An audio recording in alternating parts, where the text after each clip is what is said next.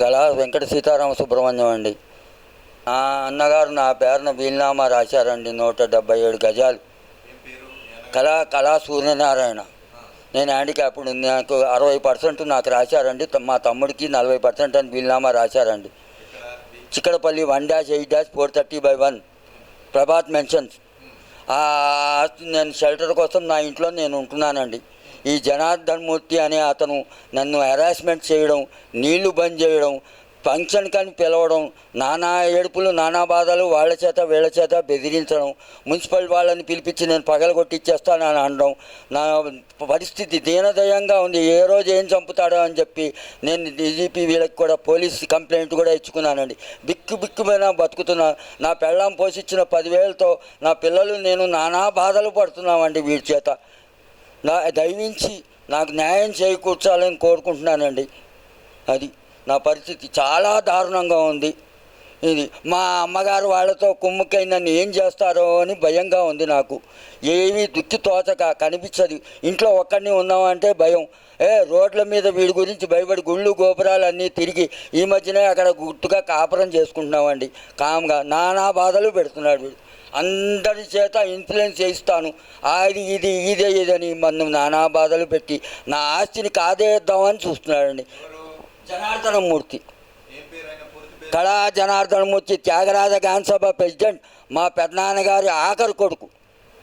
వీడు చాలా భయంగా ఉంది. వాడు ఇన్ఫ్లుయెన్స్ చేసి ఏం చేస్తాడో అని పోలీసుల వాళ్ళకి నేను కంప్లైంట్ ఇచ్చుకుని ఏ ఇన్ఫ్లుయెన్స్ ఏ మినిస్టర్కి చేత చేయిస్తాడో, ఏం చేయిస్తాడో పగలు నిద్రలు పట్టక అహోరాత్రులు తిండి తినక నానా బాధలు పడి ఒక పూట అయితే నేను మోషన్కి నీళ్ళు లేక తిండి మానేసి షుగర్ పేషెంట్ 2 రోజులు బాధపడ్డానండి నీళ్ళతో.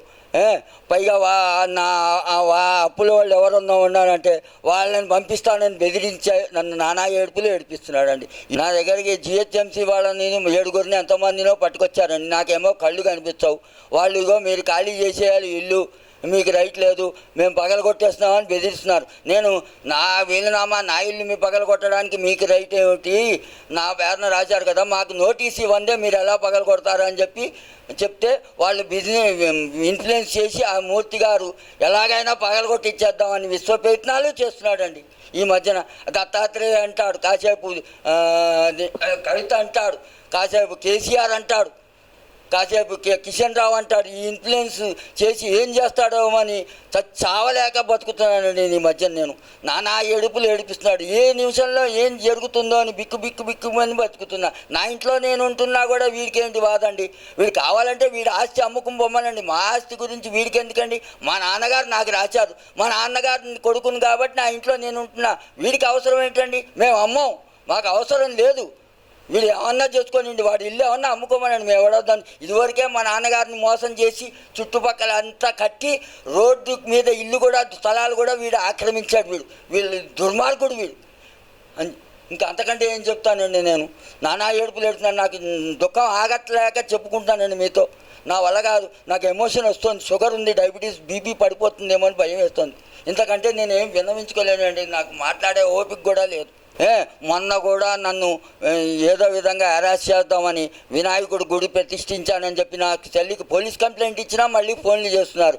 ఇక్కడ ఇంకోడు మా మేనమామ అనే ఒక ఆయన ఉన్నాడు, వాడి ద్వారా కూడా నన్ను నానా హెరాస్మెంట్, మీ వాళ్ళు వీలునామా రాసేశారు, అగ్రిమెంట్ చేసేశారు, మీ తమ్ముడికి రాసేశాడు అని చెప్పి నానా బెదిరిస్తున్నాడండి. ఏం చేయాలో నాకు అర్థం కావట్లేదు. వాడి దుర్మార్గానికి అంతు లేకుండా పోయింది. బంధువర్గంలో అందరూ వీడికి భయపడుతున్నారు. నాకు అర్థం కావట్లేదు. నాకేమో కనిపించదు.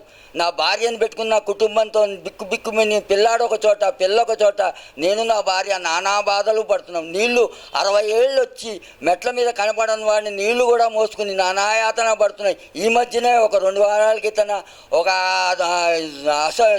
నా స్నేహితుడి ద్వారా నేను నీళ్లు కమిషనర్ దగ్గరికి వెళ్ళి తెచ్చుకున్నానండి అని చెబుతున్నానండి. నన్ను ఏదో విధంగా నన్ను కాపాడండి అని మీ ద్వారా విన్నవించుకుంటున్నాను. మనస్ఫూర్తిగా ఆవేశంగా మీకు వీపై ద్వారా విన్నవించుకుంటున్నాను. నాకు న్యాయం చేయండి. నేను ఏదన్నా ఒకవేళ సూసైడ్ చేసుకుంటే జనార్దనమూర్తే కారణమని మీ ద్వారా విన్నవించుకుంటున్నాను. ఇది నా ఆత్మవిశ్వాసంతో చెప్తున్నానండి, ప్రమాణ సాక్షిగా ఇందులో అబద్ధం లేదు. P5 ఛానల్ ద్వారా నాకు న్యాయం జరగాలని ఆ జనార్దన్ మూర్తిని కాస్త ఏదో విధంగా నాకు జోలికి రాకుండా నన్ను కాపాడని దయవించి నన్ను చంపేస్తాడేమో అని భయంగా ఉందండి.